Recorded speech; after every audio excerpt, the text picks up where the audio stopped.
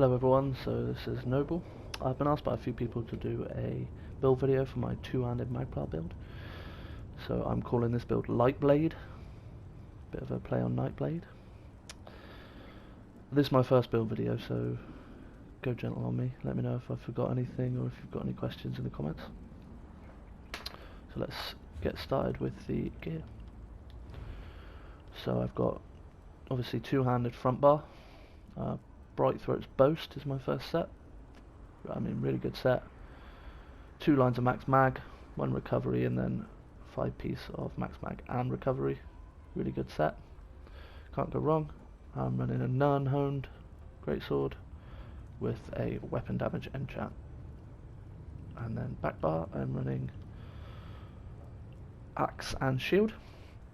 So I've got a defending axe and impenetrable shield. I do think the best in slot would be a sturdy shield here. I just haven't got around to changing mine yet. And then obviously I've got a tri-stack glyph on that shield as well. And I'm running draining poisons on my back bar, but to be honest they're mostly there for show. I very rarely light attack on my back bar. Mostly when I'm on my back bar I'll be kiting or block casting Honor the Dead.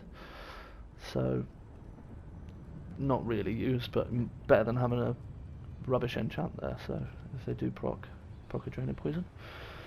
Monster set, I use a couple of different options. Most of the time I seem to be running 2 resistance pieces. So I've got a Skelly and a Lord Warden piece here.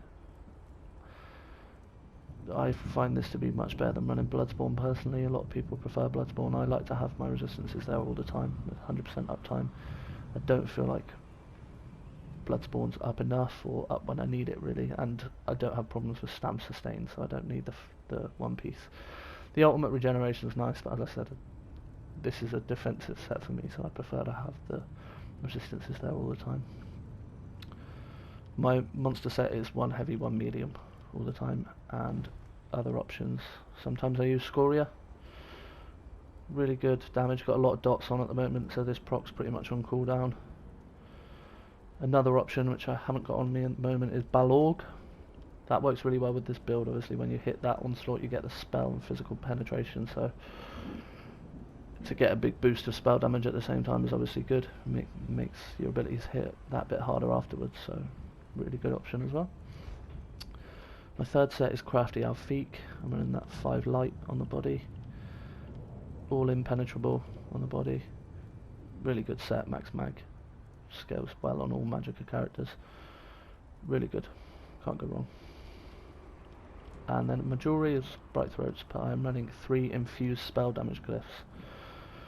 So by running sort of max mag sets, it means I can get rid of my arcane and push my spell damage up slightly higher, which scales really well on a Magplar due to the fact that they have minor sorcery in their class kit, so good to stack into spell damage.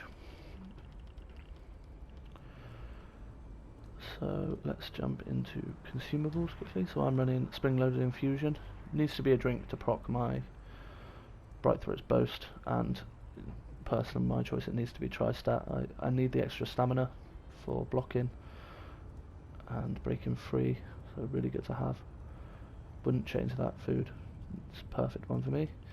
And I've almost exclusively just run tri-pots. I like to be able to press the button and have the resources that I need there on demand. And the tri-restoration is good. Tri-recovery, sorry, is really good. Slot a detect pot, just for those pesky Nightblades, but other than that, tri-pots all the way. I am a Breton on this build. The recovery and the cost reduction is really good. Helps to offset the fact that we can't heavy attack to regenerate any Magicka. And I'm also running the Atronach for that same very reason, that we cannot regenerate Magicka by heavy attacking. So once the tank is dry, the tank is dry, so you really want to keep it going for as long as possible.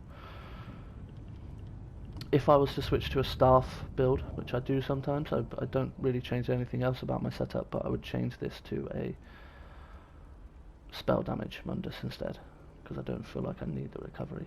I think without this it leaves me at base, without my pot, at around 1300 recovery, which I find is alright as long as I keep in a couple of heavy attacks every now and then and keep my rune up. That is enough for me. So let's have a quick look at the skills then. So main spammable, sweeps, does really good damage. This also does like a weird hybrid sort of damage between direct damage and damage over time, but the damage from this ability is buffed by the spell penetration that you get from Onslaught, because obviously Onslaught only buffs your direct damage attacks. So once you hit that Onslaught, these jabs hit so hard. I mean, each spear is hitting for sort of 3k. It hits really hard. Purifying Light, really good for dealing with the tankier targets. It's also direct damage, so it's also buffed by the spell pen from Onslaught. Can't go wrong, really good for burst, helps to put down the tankier targets. Vampire's Bane, so good dot, little bit of upfront damage, also gives you the spell crit. Both of these abilities are also from the Dawn's Wrath line, which gives you the minor sorcery upon activation, so it gives you a 20-second buff, so you're definitely activating one of these abilities every 20 seconds in combat. You really should be rotating your Purifying Light every 6 seconds, so that buff is constantly up.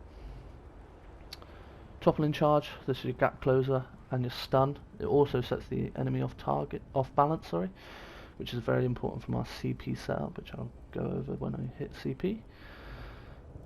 Structured Entropy, massive dot, nice little hot, and Major Sorcery. Can't go wrong, great ability this patch. It's going to get probably gutted next patch, but we'll cross that bridge when we get to it. And then obviously Onslaught, so this is our big hitting ulti. So the fact that this ignores the target's resistances also helps us in the fact that we don't have any physical penetration on this build. I'm not speccing into anything, so it still gives good damage. I mean, I've had sort of 15k crits on squishier targets in Cyrodiil with this. It hits really hard, and also then obviously gives you the spell penetration, which affects your direct damage attacks. So usually I would start my front bar, or to start a fight I would go in with Entropy, Vampire's Bane, Purifying Light, Toppling Charge, and then depending if I've got ulti up or not, or if I think the player is a good player, they need a bit more damage or they don't, I would either hit Onslaught on those tankier players, the good players, which would give me the massive spell pen, so then I would go into my jabs, and my jabs would hit massively hard. My Purifying Light would go off, and that would be buffed by the fact that my spell pen has gone up and hit really hard. And then at that point, really, and you just want to sort of spam jabs, keep your Purifying Light up, because these are the only two abilities that are buffed by the spell penetration. So it's best to keep on with those two, and then once your buff from Onslaught runs out, you reapply your dots and go. But to be honest, usually it doesn't get to that point. Usually once you hit the Onslaught, a couple of jabs, it's all over. Back bar, I've got Elusive Mist, really important on a Magplar. I did try swapping this out for the Race Against Time in the Sigil skill line, but I didn't really get on with it. I prefer the extra duration on this and the damage mitigation when you're fighting outnumbered. I think it's really good. It obviously does stop you from receiving any heals and mag recovery, so it works quite well on a Magplar with channeled focus. So this is our major resolve and major ward buff. It also gives us 240 Magicka every 1 second, which equates to 480 Magicka recovery on your stat sheet. This Magicka recovery will still continue to come in while you're in mist form, so you still do get some Magicka back while you're in mist form. Not a lot, but it can help you stay alive. This ability obviously also gives you a 50% bonus to the resistances when you're stood inside it. Not very often you're stood inside it, but good to know if you're trying to stand your ground a little bit. Live in Dark, probably one of the best defensive abilities in the game right now. Heals for a good amount and also snares enemies that are attacking you, immobilizing them. So I believe this is in the patch notes at the moment to get nerfed in the fact that it will only give a 50% snare rather than an immobilization. But I still think it'd be worth running next patch, and it's definitely worth running now. It is very expensive, difficult to keep up, but that's why we've got to keep the Magicka recovery quite high on this build. Honor the Dead. I mean, every Magplar's running Honor the Dead probably the best burst heal in the game. Can be block casted, which is really useful, good for when you've got a lot of players on you. Extended ritual. This is, in my opinion, the reason why Magplars are considered so OP this patch. In such a dot meta, being able to remove 5 harmful effects instantly is great. I mean, I won't deny it, but Magplar has had this skill for a long time, so I don't think it's specifically Magplar's fault, more the fault that the meta has shifted to dots, but still great ability. Channel focus, been through already. The backbar ultimate is a big flex spot for me, so if I am running a damage monster set like Balorg or Scoria, I will run Temporal Guard, mostly for the minor protection on the backbar. This ability is a bit buggy to activate, sometimes works, sometimes doesn't, but the major protection is there all the time. A lot of people will say this is wasted on Magplar simply because they have a passive in the Adric Spear line, Spear Wall, where you gain minor protection, for 6 seconds after activating an Adric Spear ability. So every time I activate jabs or toppling charge, I get minor protection. I think it's very rare for me to be on either charging or jabbing and then moving straight onto my back bar. So I don't feel like this buff is carrying on very regularly for me. So I do think it's very well used on the back bar to still have this 8% damage reduction. Helps you when you're being defensive.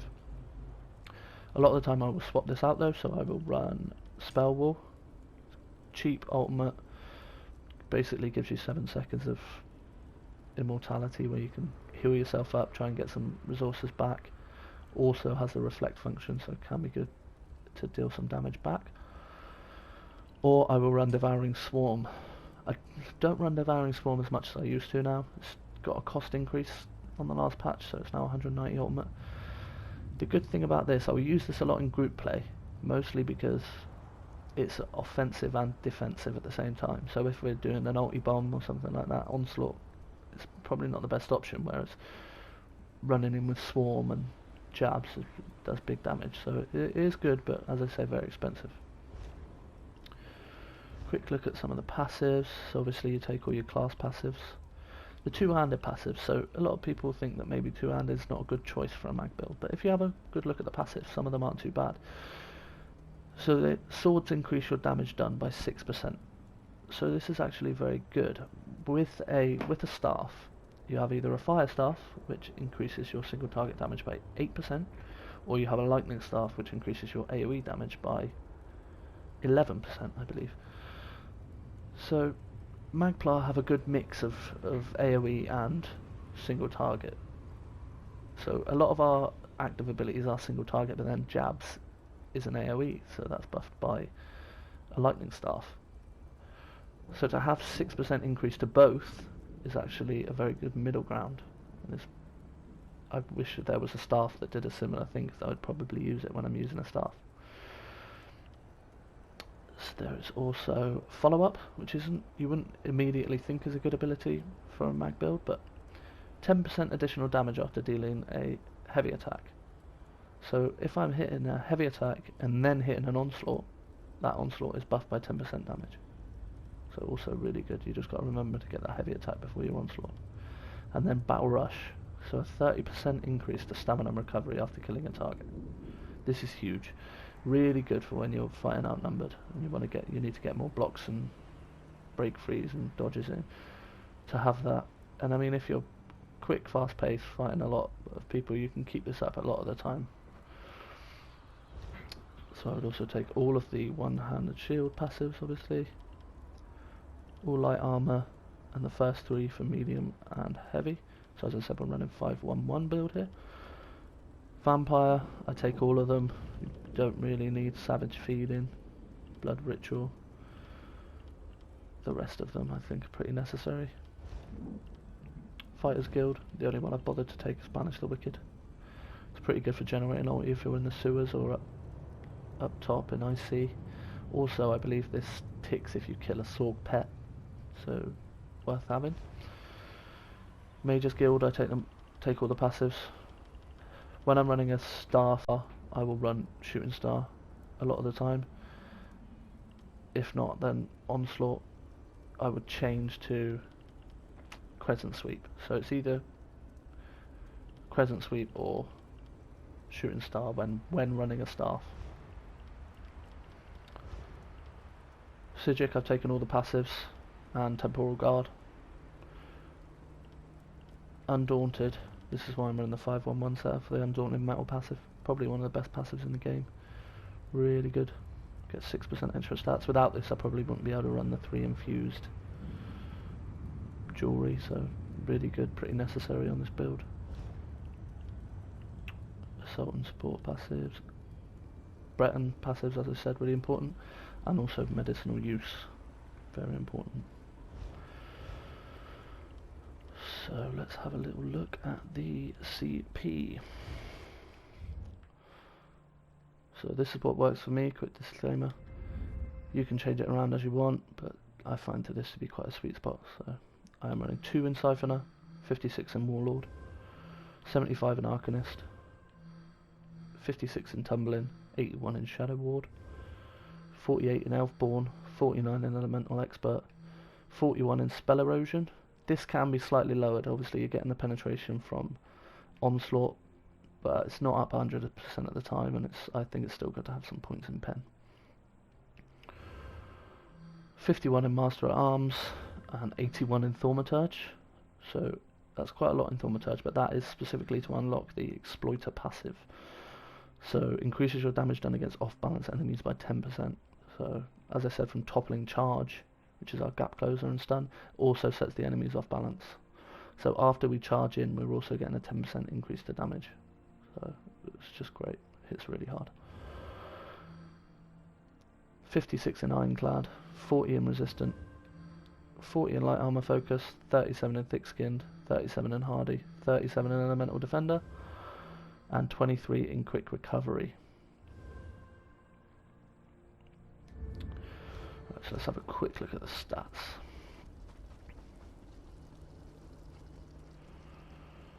So unbuffed on my front bar.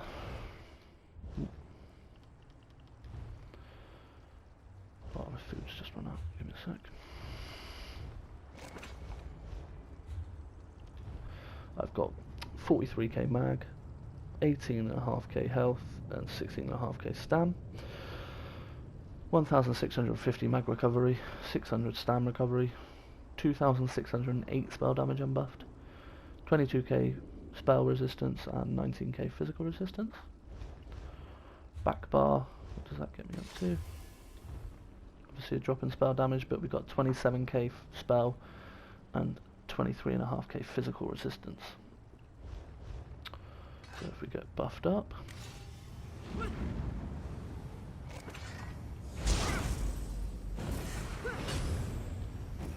so that gets me to 3,850 spell damage, 30k spell on my front bar, 27 physical on my front bar, and 1850 mag recovery. And then if I go resistances on my back bar in the rune, is 35k spell and 31k physical resistance. So really, really good stats. I don't really know how you could improve on this build. Obviously you could swap the Mundus over to the spell damage Mundus to get a bit more damage, but this will help you better in the long run when you're fighting outnumbered, especially with the two-handed build. So that is it, the Lightblade build. Let me know what you think in the comments. Hope you like it. Any questions, let me know. Thank you. Bye.